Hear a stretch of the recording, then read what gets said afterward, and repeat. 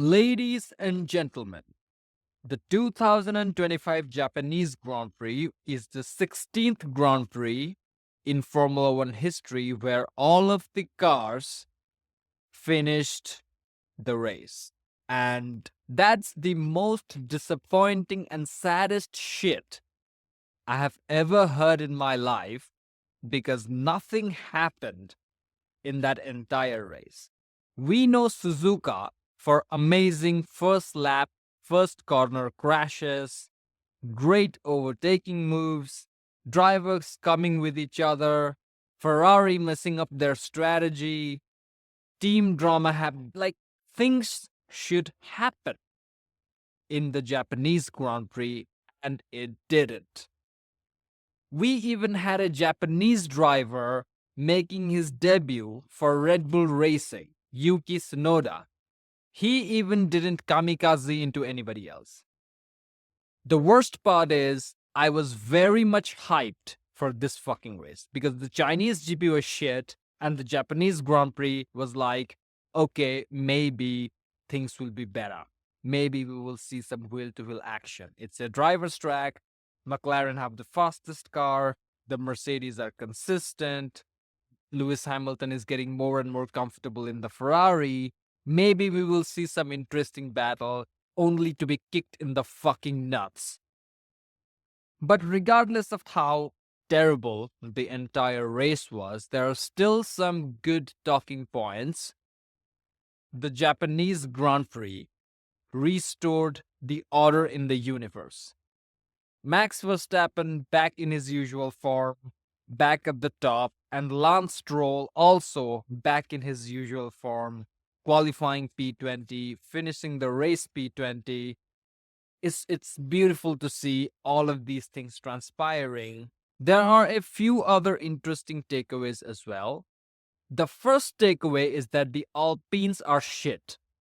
They have the worst car in the grid. Maybe they're slightly faster than Sauber, but that's because Pierre Gasly is a good driver. But Alpine and Sauber, both of them motherfuckers, they ain't scoring any point in the foreseeable future. The season opener was chaotic. Australia, Melbourne GP was chaotic. That's why Nico Hulkenberg managed to score some points.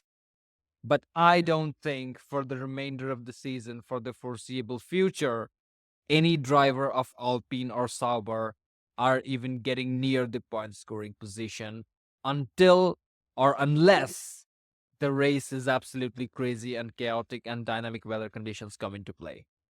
Another interesting take from the Japanese Grand Prix is that both McLaren drivers are pussies.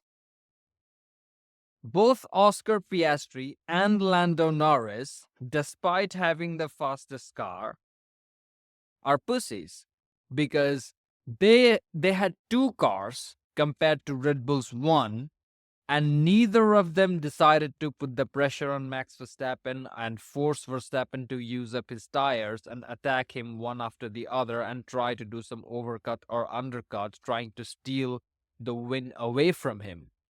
They could have tried that.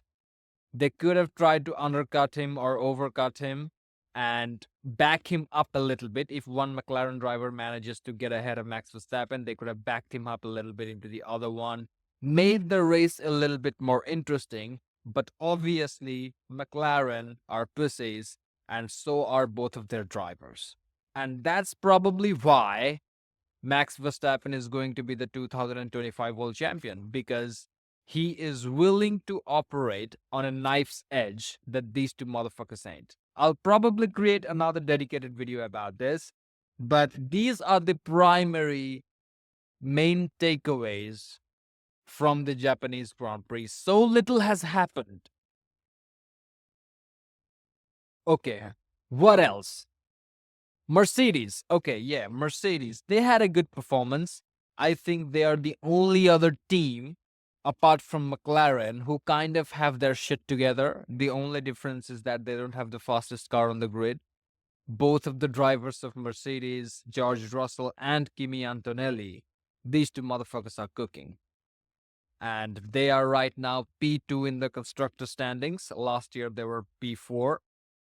And considering how shit Ferrari are and how retarded their strategies are and the typical Ferrari luck is, and how Red Bull is operating with one driver and the second driver is basically, I mean, it doesn't matter who is the second driver in Red Bull.